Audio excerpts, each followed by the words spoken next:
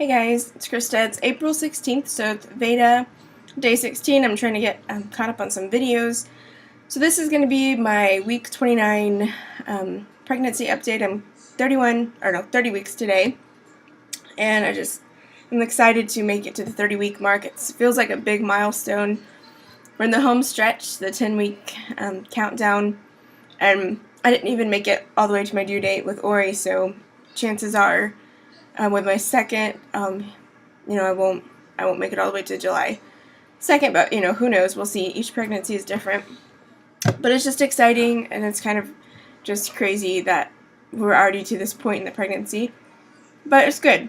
So as far as week 29 goes, pregnancy symptoms, I've just been having a ton of braxton hicks contractions.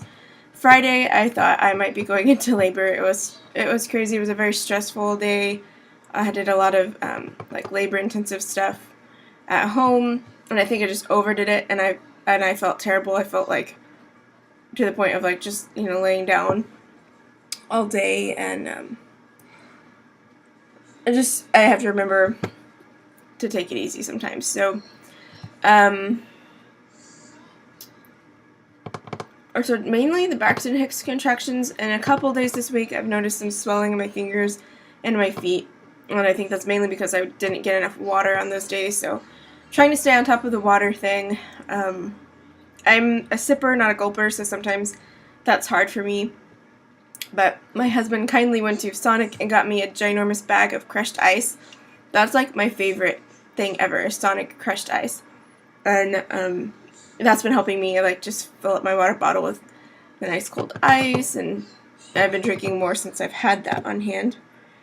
I've also been liking to put some lemon essential oil in my water. Just sometimes you get tired of drinking water, and I'm not a big juice person. We don't keep sodas at home, so and I'm laying off the red raspberry leaf tea because the braxton hicks contractions are so intense and brought on easily that I feel like I don't even really need to be drinking that at this point. Anyway, I'm trying to think what else.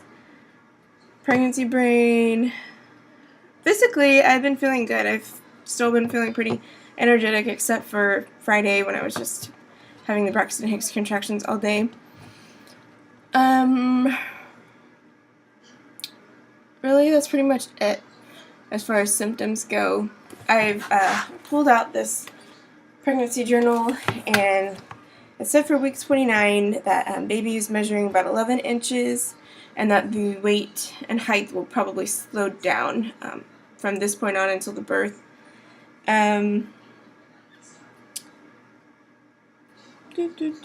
pretty much it. The baby's brain over the last few weeks has been developing a lot. So I guess that's the major organ at this point that's continuing to develop.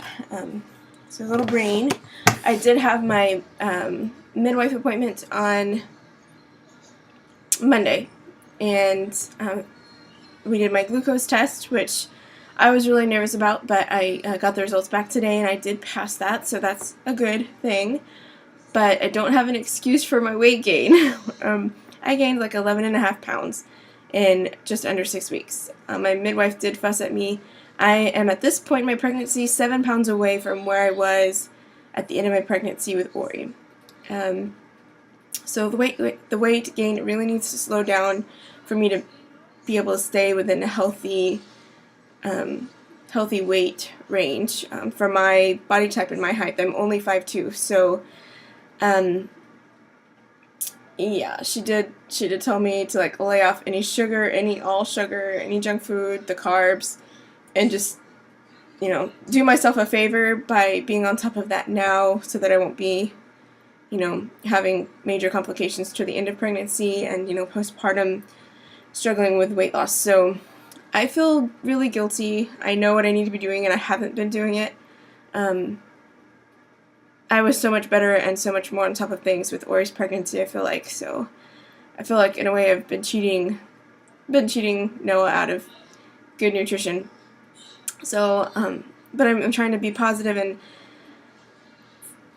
take everything into perspective and just take advantage of the time I have left. I have 10 weeks to get serious and really, gear up for this baby and this birth and postpartum. So from here on out, I really am trying to be serious about nutrition and getting enough leafy greens, and not continuing with this rapid weight gain and increase every time I go to the midwife. So wish me luck for that. I'm gonna really try. And she asked me, or she told me rather, that I need to be walking. I need to be doing some sort of exercise. That just daily activities and chores and chasing a toddler for me at this point isn't enough.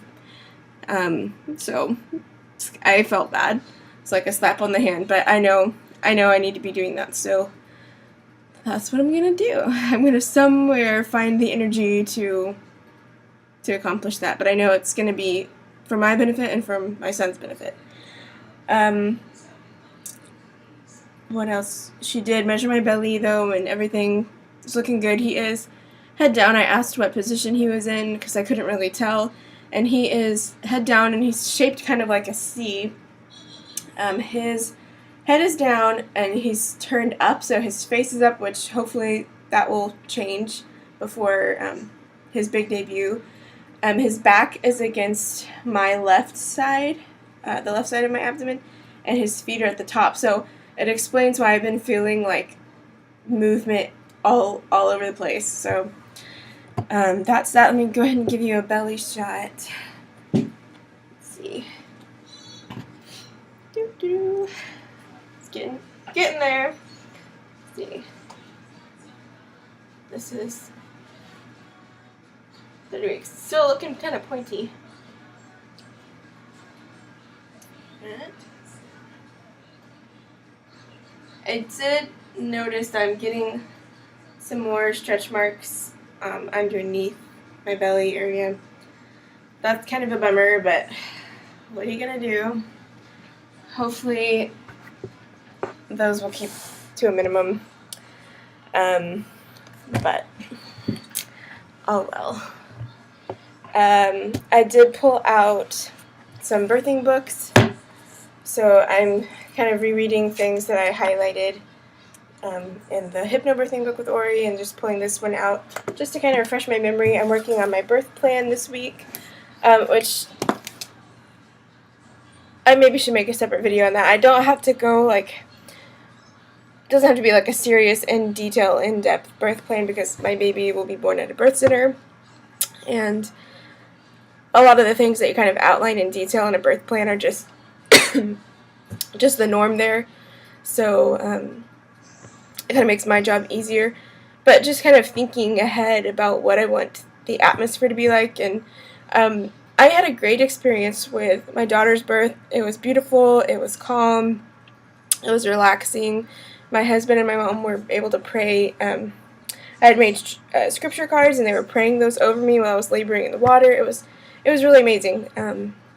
But I would kind of like this experience to be even more of like a spiritual experience. So I've been trying to kind of play it out in my head, like things that I might want to do differently this time, or have as options this time, as kind of like mental relaxation and coping techniques, pain management, that I didn't do last time. Last time I really feel like mentally, like as soon as my labor, as soon as I hit active labor, I just kind of like was in my own world, and everything was a blur, really. I mean, I have some like specific, very vivid memories, but you just kind of go into like labor land or la la land. This time, if possible, I would kind of like to like mentally retain more of the experience and the memory. I don't know if I can do that or not, but that's been on my mind, and I've been thinking about things I can do to just be more present and be more like in the moment, instead of kind of like retreating and not being able to remember all of the details of the birth. So that's kind of been on my mind and what I'm working on.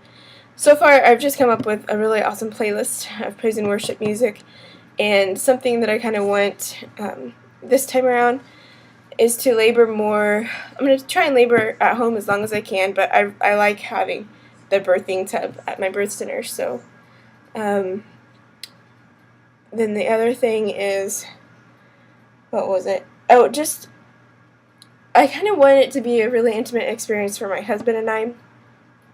And I know he was really freaked out and scared the first time around, and now that we both kind of know, like, a little bit more about what to expect, I kind of want, if at all possible, just maybe some more alone time with just him and I kind of laboring together this time. I feel like it's kind of like our last time, alone time together again. You know, we just got Ori, you know, in her own crib, and she's at a place now where we kind of just getting back to our old routine and being able to spend time together, and in a couple weeks that's all going to change again. So it's kind of sad and frustrating, but we know it's just for a season in our lives. But it would be really special to me if you know, either at home or even when we get to the birth center, if it's appropriate and it just works out, I would like no one to be in the room except him and I for like short periods of time, just for us to have that intimate experience together with this birth. So anyway, I think that's pretty much it for week 29. Wow, it's really getting there. I only have one baby by this week, so I will go ahead and show that to you guys, and that is my muslin swaddling blankets. I finally just went to Toys R Us and got our Babies R Us and got them because I just wanted them. So I've got them, and now we're all set in the blanket department. So I think this is called the Oh Boy set. It's the exact same set that Ori has, but hers is pink and gray. So it's got the striped blanket. Excuse the nasty chipped nail polish. I need to work on that today. And then there's one with stars, and it's really cute because all of these colors go with his nursery theme, the Carter's Treetops collection, because there's like this khaki or tan color which we have in his bedding, and then there's the green and light green, so they'll go really well. Then there is the circle blanket, and then there's just a plain white muslin blanket. So I've got the 4 of those, and I'm all set in that department, and I'm just working really hard on getting caught up with my pregnancy projects, to-dos. So anyway, that sums up week 29, and I will be back with week 30 next week. Talk to you later. Bye.